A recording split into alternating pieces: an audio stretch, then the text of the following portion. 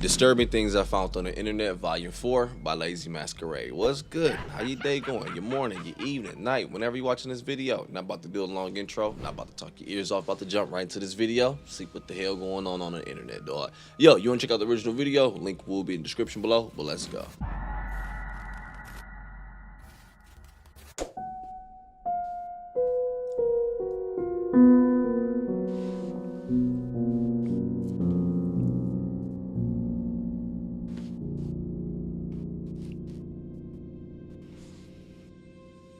Head over to I'm gonna leave all Scentbird.com. the links in my description. Use my too. coupon code LAZY55 for 55% off at Scentbird. It's just a little over $7 for your first month. Available in the USA and Canada. Thank you Scentbird for the sponsor. Check out their links below.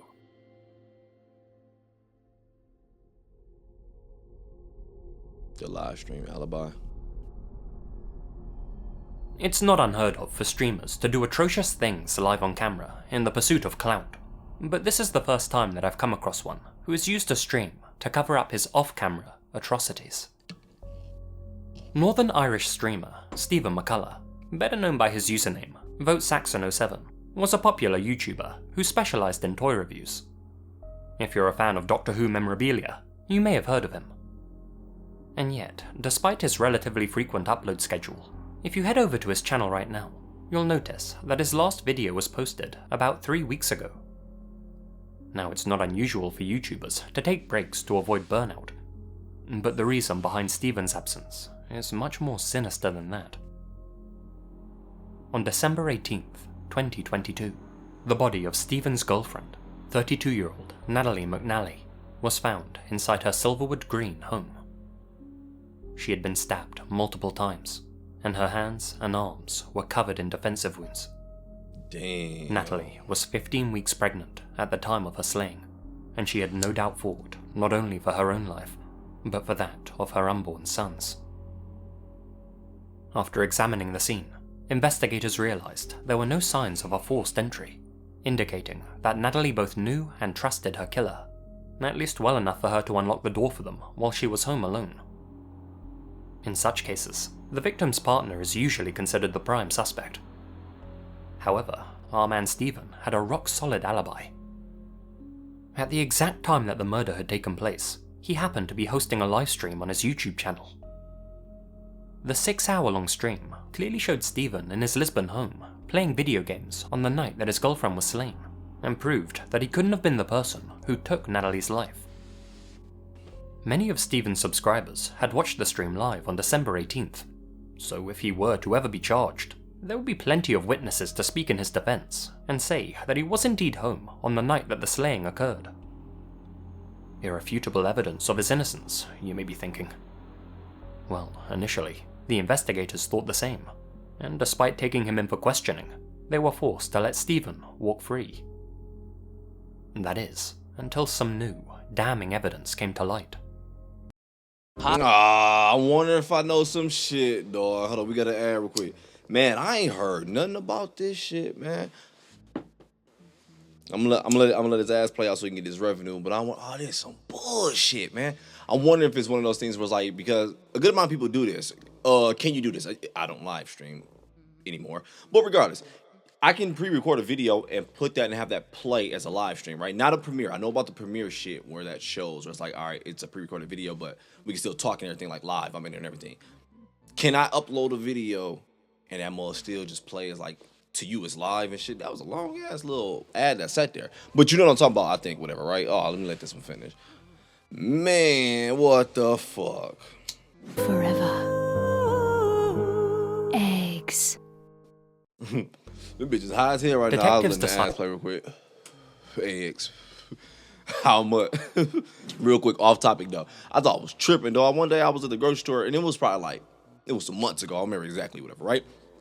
And I was telling my girl, I'm like, man, last time I'm tripping, but eggs getting expensive. It was like around the time when we were starting to like go up, whatever. I was like, man, damn eggs was like $8, dog. Them was just going up higher and higher. I was like, oh shit. But let me go back. Off topic. Back to the video, man. They were forced to let Stephen walk free. I seen some dope Dante cosplay, but I don't know about that one. Until some new, damning evidence came to light. Or is that not Dante? I don't know. And despite taking him in for questioning, they were forced to let Stephen walk free. That is, until some new, damning evidence came to light. Detectives decided to take a look at some of the CCTV footage from the night of the incident, captured in areas around Natalie McNally's home. And wouldn't you know it, a surveillance camera caught Stephen riding a bus from the scene of the crime. According to analysts, Stephen could be seen wearing a yellow rubber glove underneath a black glove as he paid the bus driver. That stuck out to investigators. Traces of a yellow marigold cleaning glove were found on a blood smear in Natalie's home. Well, after combing through more than 4,000 hours of footage from different surveillance cameras, detectives were able to trace all of Stephen's movements on December 18th, from when he arrived on Natalie's street at 8:52 p.m.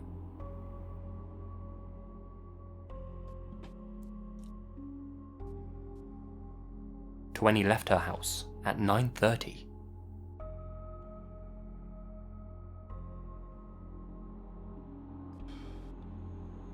To him taking a combination of public transport and a taxi back to his home. It was all there in grainy black and white. Stephen clearly was the man responsible for ending Natalie's life. And yet, that just didn't make sense. Thousands of people had watched Stephen playing video games in his home at the time of the incident. I mean, how could he have been in two places at once? Well, the simple answer is, he wasn't. Stephen's December 18th livestream had been pre-recorded. He had filmed the video days before he killed his partner and planned to use it as an alibi. Shortly before departing from his home and heading to Natalie's, Stephen began his fake stream, which he titled The Violent Night Christmas Live Gaming Stream.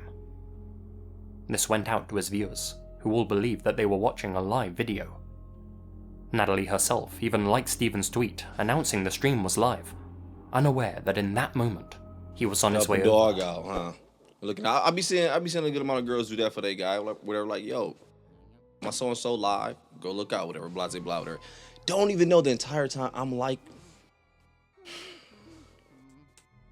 announcing the stream was live, unaware that in that moment, he was on his way over to kill her. After looking at the video, there were a few signs that the stream itself had been pre-recorded. At the very beginning, for example, Stephen remarks that he won't be able to read the live chat due to technical difficulties. Well, because this streaming software is kind of up the left, it means I can't check the live chat, which is a real shame. So, what was the excuse? Let me see. What was that? Well, because this streaming software is kind of up the left, it means I can't check the live chat. I can't hear, dog. He said famous F word. The live chat due to technical difficulties.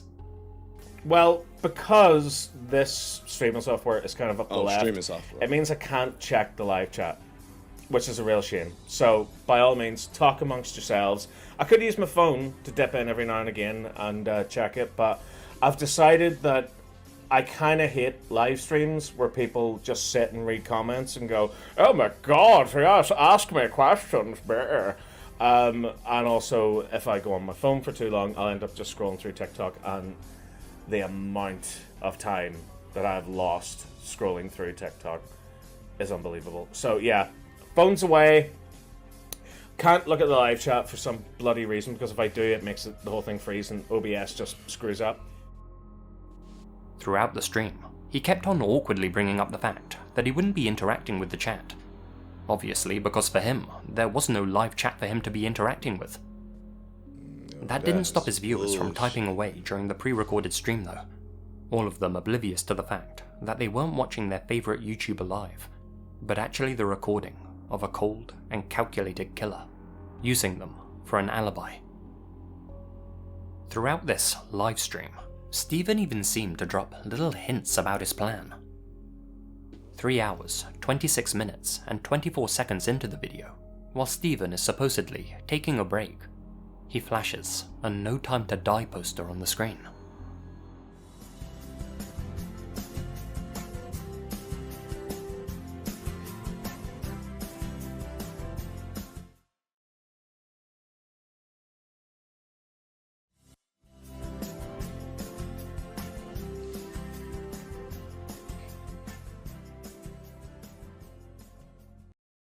Just couldn't stress enough how much that chat cannot be freaking checked. As much as I would like to, I can't because the software is tripping. I could tell what he was saying. Don't get me wrong, OBS do mess up a lot, not gonna lie to you. But nah, not in this case though. Basically making it really, really freaking clear, though. Because I ain't gonna lie, I was like, yo, I want to see what was going on in this stream, excuse the puberty right there, whatever. So I was like, I don't know, I just want to read some shit. Because I ain't gonna lie, it be some lies I have been saying lately where I was like, man, this don't really feel live, whatever. But I don't know. It's weird. This is effed up. I wonder if they're gonna go into the motive, man. Damn, and she was pregnant with the baby. After the break ends, he smirks and says it was a simple mistake. Given when Steven began his pre-recorded stream, that No Time to Die image would have appeared at 9:26 PM, the time that Natalie's killer was inside her home, murdering her. At a different point, he even says Natalie's name outright. Yeah, that's physics. That's what would happen in the real world. Absolutely. He said, let me see. At a different point, he even says Natalie's name outright. Yeah, that's physics. That's what would happen in the real world. Absolutely. Absolutely. Abso effing notly. All right, let me go back. Absolutely. Absolutely. Sound like you want to get caught. So why would Steven leave these seemingly intentional hints throughout the video? Narcissism, perhaps? Duper's delight? Or perhaps he wanted people to pick up on them? Who can say? When detectives seized Steven's computer, they found the video of the staged livestream, and the metadata proved that it had been filmed 4 days before the killing. Damn. They also learned that following the slaying, Steven visited Natalie's parents and left his phone behind at their house on record. This was his makeshift bugging device, so he could determine whether they suspected him or not. He returned 40 minutes later to collect his phone, which he pretended he had left behind by accident. On February 2nd of this year, Steven was charged with Natalie's murder.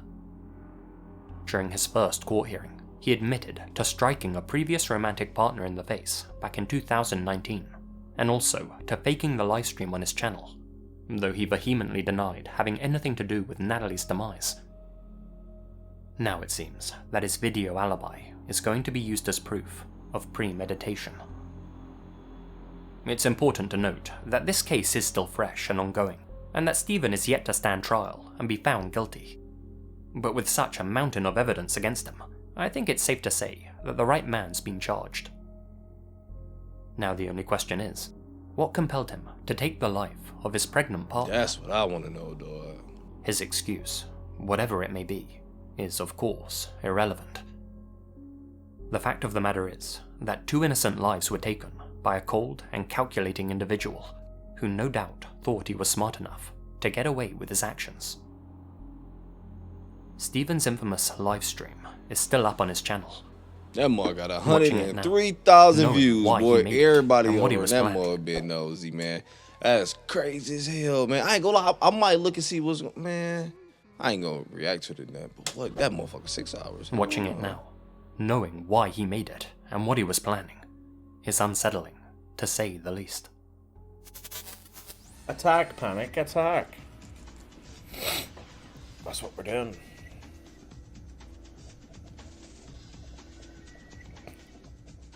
Damn. The subliminals, crazy. The ITV audio interruption. Hold up, I went back real quick. I had to sync it up and everything. Man, I wonder, was this dude's streams booming and shit? Like, cause from the video, what it sounds like, and people were waiting on them, watching them, everything. It sounded like his itch was booming. Sounds like I don't think it'd be a financial situation, is it? Whatever. But if I don't know if that was the case, it was like, man, I'm in the hole. This YouTube shit ain't working. I don't know if that was his baby or not on the way, dog. I don't know, man. This shit tripped me the fuck out because I was like, dog, I think I want my daughter to date. I don't know. Watching it now, knowing why he made it and what he was planning is go. unsettling, to say the least. Rest in peace. Attack, now. panic, attack. That's what we're doing. I went back too far. I don't want to see that.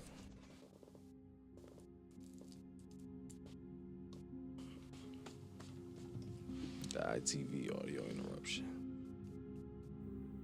On September 19th, 2022, Queen Elizabeth II's funeral procession was broadcast live throughout the world by numerous TV stations.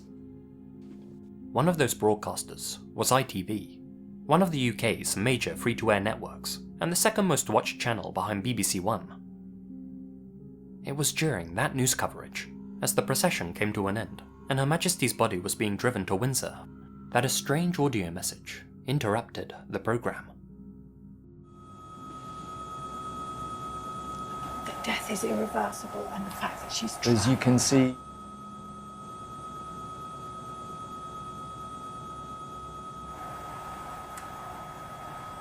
well, as you can see here in London, it is a lovely day, and as the hearse heads out into West London.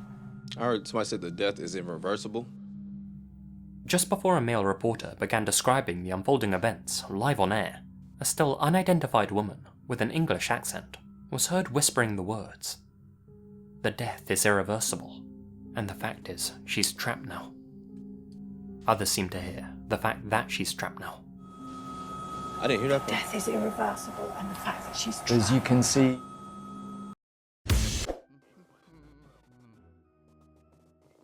Ooh, shit. Uh-oh, I ain't know about this part, Planet Earth universe. I ain't know about this part. You was hiding this part from me. I wasn't looking, I ain't gonna lie. Ooh. Now. Others seem to hear the fact that she's trapped now. that death is irreversible, and the fact that she's as you can see, The voice is then cut off by the presenter. It's unclear whether this cryptic message was aimed at the viewers directly, or whether this woman was simply talking to a colleague and her words were accidentally picked up for the world to hear. Whatever the case though, she Could have been like bad timing for something. I do get that for real. For real. It could have been that where it's like, all right, somebody just who's around says something. Probably was talking about something that definitely did not fit this situation, this scenario at all. So whoa, sounds bad. Could have been that, whatever, right? Ooh, but my dark side of my brain, like, nah, but I wanna believe the other part. aimed at the viewers directly, or whether this woman was simply talking to a colleague and her words were accidentally picked up for the world to hear. Whatever the case though, she had certainly caught the public's attention. The content of the voice's message was creepy enough on its own, but given the context, her words took on an altogether more disturbing meaning. It sounded to many listeners as if this woman was talking about the Queen herself, and that she had accidentally, or intentionally, revealed some top-secret information. That the government, or some type of clandestine organization, had tried to reanimate Elizabeth II, only for her spirit to somehow become stuck somewhere. Even weirder, it seemed to imply I wasn't even thinking that. to the most powerful in society, methods do already exist to make death reversible, or at least that transferring consciousness is possible. Others remarked that the voice sounded eerily similar to that of the late Princess Diana's. Well, we had unique pressures put upon us, and we both tried our hardest to cover them up, but obviously it wasn't to be. that death is irreversible, and the fact that she's as you can, And we both tried our hardest to cover them up, but obviously it wasn't to be. that death is irreversible, and the fact that she's as you can see, Sound like an older version. Of course, a more rational explanation would be that this hushed woman was simply another reporter practicing lines, or speaking abstract nonsense to warm up her voice. This reporter had either left her microphone on by mistake, or she was broadcasting on a different network, and her audio signal got picked up by ITV. Those are both possibilities, sure. I've also seen one source claim that the voice was from a guest of the Mail news reporter, and her words were picked up by his microphone.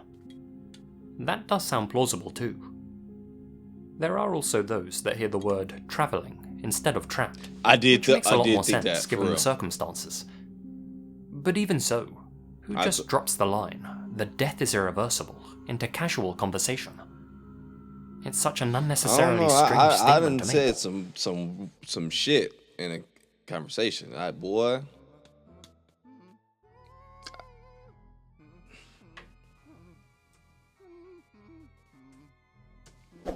But even so, who just drops the line? Sometimes you just "The be death-" talking to me, and if it's something from a movie or a song, like a quote, I'll just say the quote, throw it back at you. Like, and then sometimes I'll say it like from the movie. Like if you were perfect example.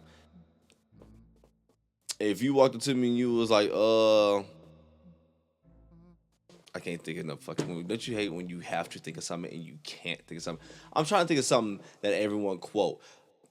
If you say some famous line from a damn movie or song, so I'm gonna hear and I'm gonna probably say it back to you and probably in the tone of the person who said it, whatever, right? Basically what I'm trying to say, I can't think of a line from a damn popular movie that saved my life right now. Hopefully you get the point, whatever, right? But yeah, basically all I'm saying, if I was just standing around you while you were working and I just happened to be talking to someone, I might say something weird. Yeah, my bad, oops. That happened hella times circumstances. before. But even so, But still, I don't just want to drops believe the that. line, "the death is irreversible," into casual conversation.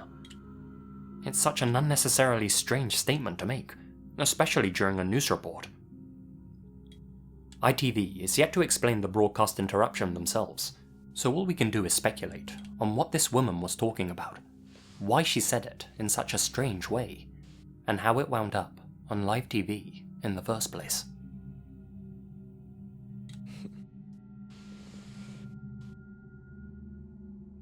Steam show. Ekaterina Didenko is a popular Russian influencer with 1.5 million Instagram followers. A med school graduate and trained pharmacist, she regularly posts videos related to health and life advice. Oftentimes, this advice is questionable, with Ekaterina telling her followers to make use of homemade medicines instead of going to the doctor. Despite many criticizing her for making potentially dangerous content, that hasn't stopped Ekaterina from amassing a sizable audience and creating a successful business online. Though interestingly, a lot of that success came after she began documenting a very dark chapter of her life. In February of 2020, Ekaterina was celebrating her 29th birthday with friends and loved ones at a party in Moscow. The event, of course, had to be a spectacle, since Ekaterina was eager to not only enjoy the party herself, but to also make posts about it for all of her followers to see. To help her celebrate the occasion in style, her devoted husband, 32-year-old Valentin Didenko, had planned quite the extravaganza. In fact, he had a grand secret up his sleeve, his piece de resistance, the steam show. The sauna complex where they were hosting the party had a very special amenity, a swimming pool. Inspired by a popular trend in Russia at the time, Valentin planned to gather all of the guests inside the enclosed pool room, and then drop 25 kilograms of dry ice into the water, essentially creating a dry ice hotbox. After eating and drinking and joking around together, Valentin led all of the guests into the pool room to enjoy the main event, handing out goggles and protective suits to wear. He then shut the doors, wanting his smoky display to last as long as possible. Ekaterina herself recorded what happened next. Ego, the #1 rated brand in cordless. Man, the last time we watched that, so many of y'all were pointing out, like, how could she not have know that this combination? I ain't gonna lie, dog. It's so much shit to this one. We're gonna talk at the end. We just watched this one though, so I ain't about to really discuss this one too much anyway, man. Where my water, dog? Ah, fuck. He then shut the doors, wanting his smoky display to last as long as possible. Ekaterina herself recorded what happened next.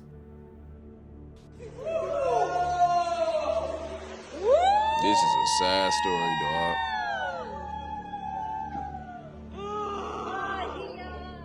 As expected, as soon as the dry ice hit the water, a huge amount of fog blanketed the pool's surface and quickly began to fill the small room. Spurred on by the crowd, Valentin then jumped into the pool and disappeared under the fog. The partygoers all cheered and laughed as he did, with one of them, possibly Ekaterina, joking. That's it. He's dead.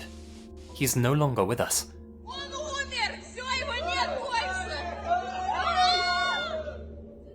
Those words would turn out to be eerily prophetic. When dry ice reacts with water, the thick gas that it creates isn't just harmless water vapor. It's highly concentrated carbon dioxide. If breathed in large amounts, CO2 is toxic to humans and causes asphyxiation and death. And Valentin was now inside the eye of the storm, unable to breathe both above and below the water's surface. Valentin reappeared on camera just once after that, flailing and gasping for air, his friends sure that he was just trying to make them laugh. But when he failed to come back up a second time, they slowly began to realize that something wasn't right. Made all the more clear when several of them began to feel sharp pains running through their bodies, and they all began suffering from a shortness of breath. Everybody started evacuating the room, but for 3 of them, it was too late. Valentin and 2 other guests, Natalia Monakova and Yuri Alfarov, suffocated at the scene. Following the tragedy, Ekaterina's behavior was unusual. As her husband lay dying in a hospital bed, Ekaterina livestreamed what was happening, and even posted this very same video to her social media account for her viewers to watch, despite the fact that it showed her husband and 2 of her friends moments before their untimely ends. Following this, she continued to document the incident, and many have accused her of using her husband's death to gain more views and followers. If true, it was a successful strategy, since all of her accounts grew massively following the pool party incident. Many put her strange behavior down to her being terminally online, with one psychologist stating that Ekaterina, quote, is so immersed in the virtual world that it's difficult for her to realize where reality is and where it's not. Damn. But there are others who have suggested that Ekaterina's behavior stemmed from something more sinister.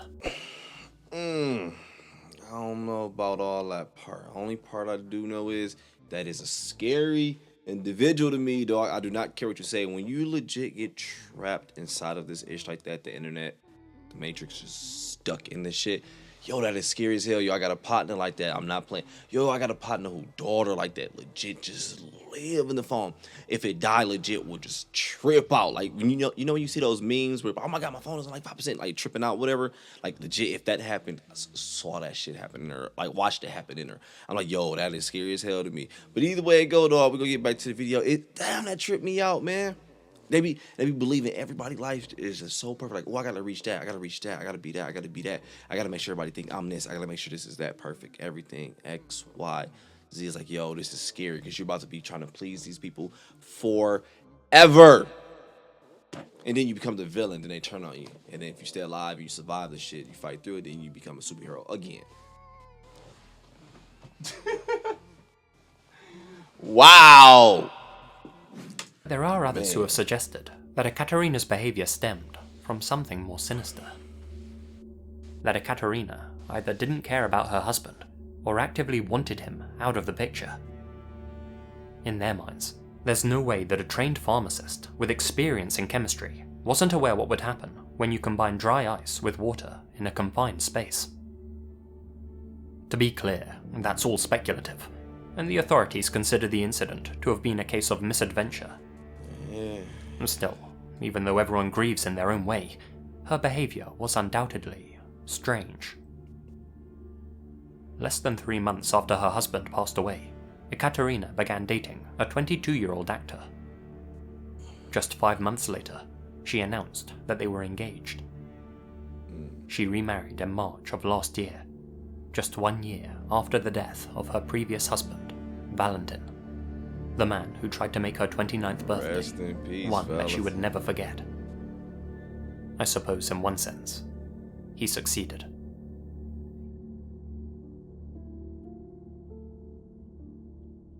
Damn, why did you have to say that, Lazy Masquerade? Because I was thinking that. I was like, it took him to go. Not saying she did it. I'm not, dog. Took him to go for her shit to blow up. Damn!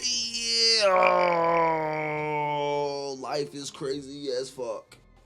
But look, I'm about to go ahead and get up out of here and enjoy my day. You do the same thing. Go ahead and enjoy your day, man. Your morning, your evening, night. We already kicked a little bit of ish this video, so I ain't gonna talk your ears off at the end. Go ahead and enjoy your day. Be careful out here. Your morning, evening, night, but I'm out.